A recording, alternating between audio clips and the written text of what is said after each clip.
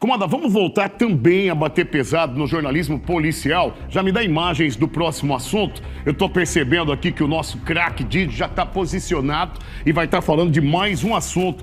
Ô Didio, você vai estar trazendo o quê? Qual é o assunto agora que você vai estar abastecendo a nossa equipe, a nossa audiência? Você vai estar falando novamente sobre integrante de facção criminosa. Qual é o assunto, hein, Didio?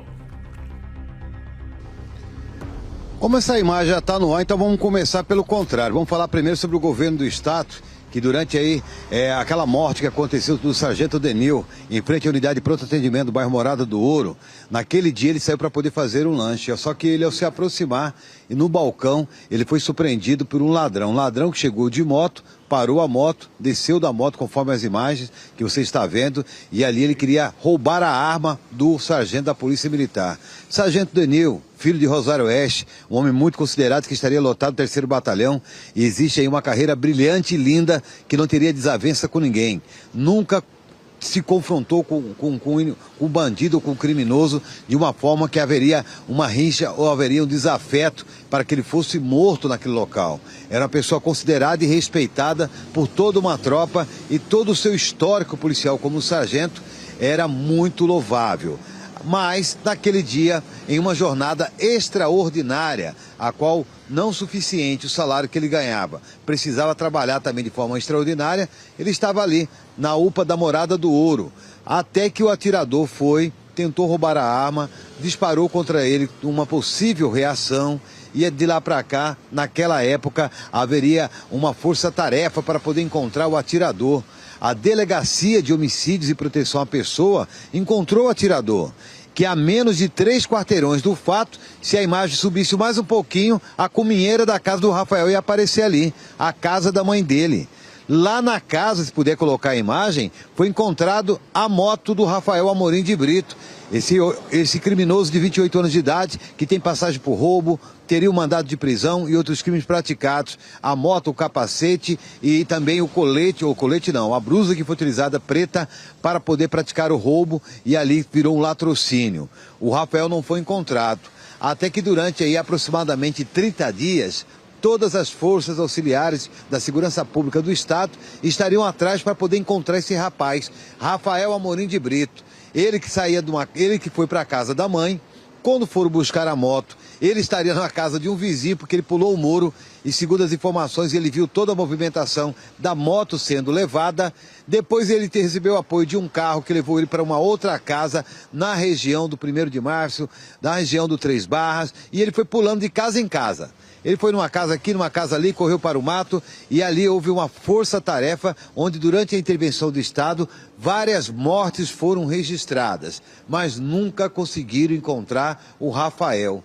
O rapaz que acaba aí aparecendo, o Rafael, ele não foi encontrado, mas o governador, diante de uma fala dele, numa coletiva que estava acontecendo, se puder buscar essa coletiva aí, o governador, ele acaba falando e afirmando em alto bom som que ele iria encontrar, eu não quero repetir a palavra, né? Apesar que essa palavra aí, ela vem da coroa portuguesa e do ouro que era explorado no Brasil, e haveria um percentual que era cobrado, que nasceu o termo Quintos dos Infernos, que era um navio que carregava todos os impostos que eram carregados, mas ele utilizou essa palavra, dizendo que nem que se fosse lá no tal lugar, ele iria encontrar o Rafael, mas não foi encontrado. Vamos relembrar a fala do governador. Agora, por favor, senhores. Não é algo também que consegue fazer mágica.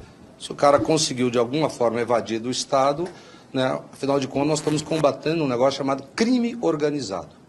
E o crime é organizado, né, se ele invadiu do Estado.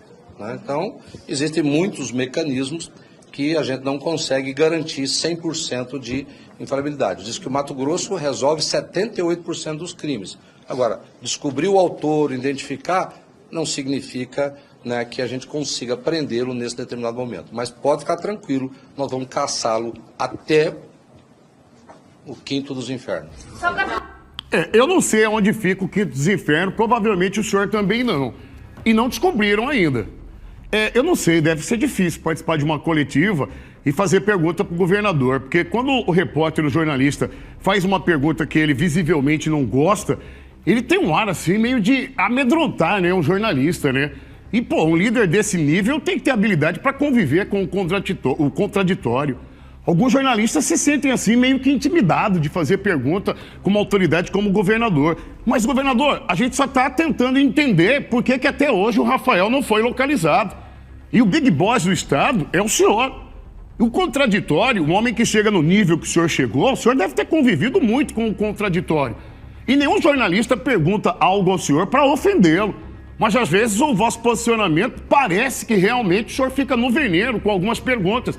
O senhor usou a palavra aí que eu também não vou repetir, até o senhor também é educado e repetiu, mas não deve gostar dessa palavra, né?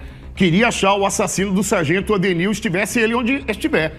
Tomara, governador, porque, repito, na infraestrutura o senhor fez o Estado avançar muito, mas na segurança pública está deixando muito a desejar.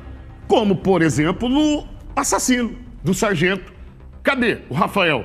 Esse local que o senhor disse que se ele tivesse até lá, encontraria. Repito, eu não sei onde fica e provavelmente o senhor e nenhum policial militar ou civil sabe. Se alguém souber, não aonde fica esse local que o governador falou, mas o paradeiro. Falta lá a foto do Rafael, só a dele, pode tirar o governador, vai que ele fica bravo, né? Porque falar algo que ele não concorda, ele, pelo menos no comportamento, demonstra que fica no veneno. O Rafael Amorim de Brito, após essa busca incessante de que ele teria buscado apoio, que alguém pediu para que ele matasse o sargento, ficou caracterizado que foi um latrocínio, um roubo seguido de morte, até que o Rafael desapareceu.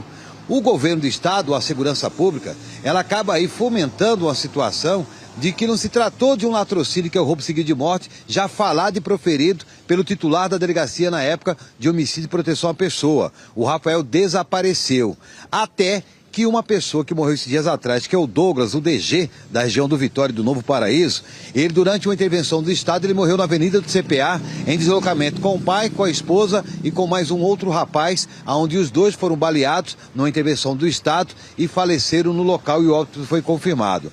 Aí, dessa vez, a gente tira essa imagem do ar e entra com a imagem do Rio de Janeiro. No Rio de Janeiro, nós tivemos uma prisão por mandado. Mandado de um histórico ou de um crime praticado em 2014, onde um homem com o nome de Tuca, se puder colocar a foto dele, Ademir de Assis Campos, 42 anos de idade, que tem o apelido de Tuca, hoje ele não reside mais em Cuiabá.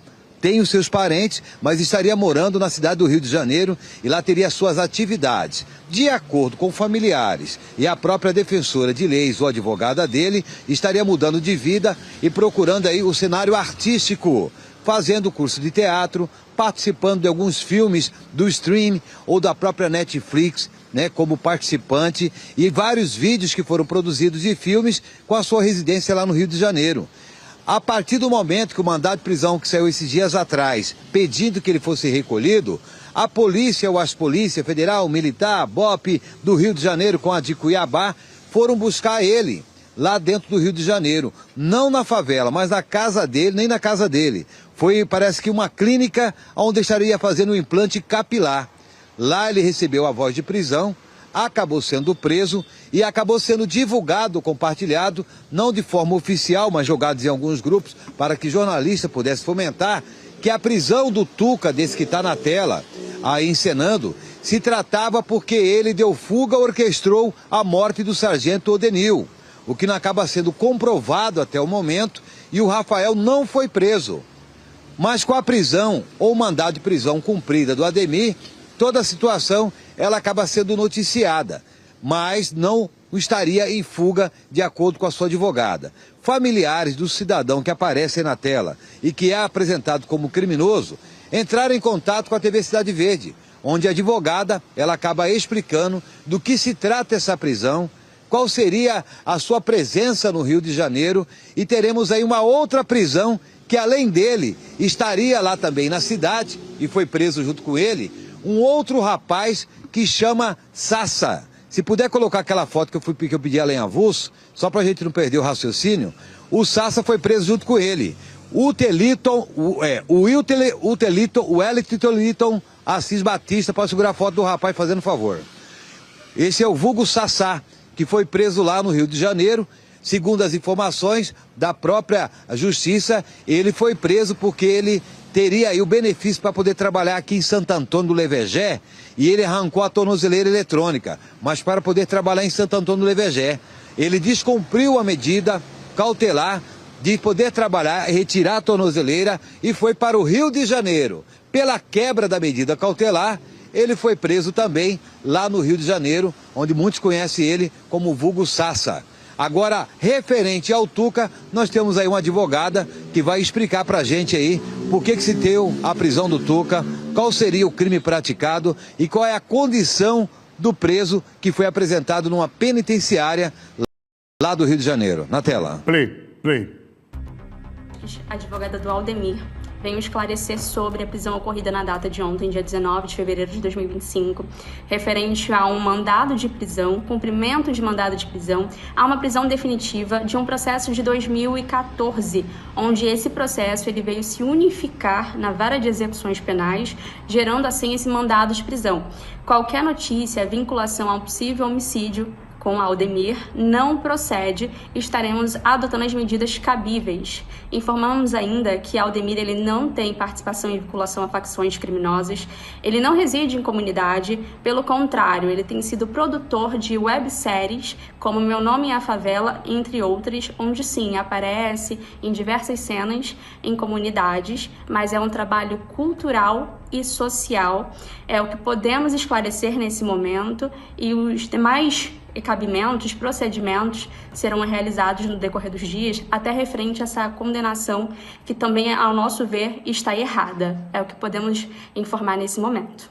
Olha, eu preciso deixar claro, com todo respeito, volta a imagem da doutora aqui, a doutora advogada, foi oportunizado para que a doutora pudesse colocar o ponto de vista dela, jurídico, de quem faz a defesa.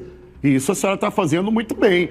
Seria estranho se a senhora, como advogada de defesa, falasse, realmente meu cliente é tudo isso que estão dizendo, ele tem que ficar preso. Só para deixar claro, não é que nós concordamos com o que é dito. A matéria oportuniza as partes envolvidas.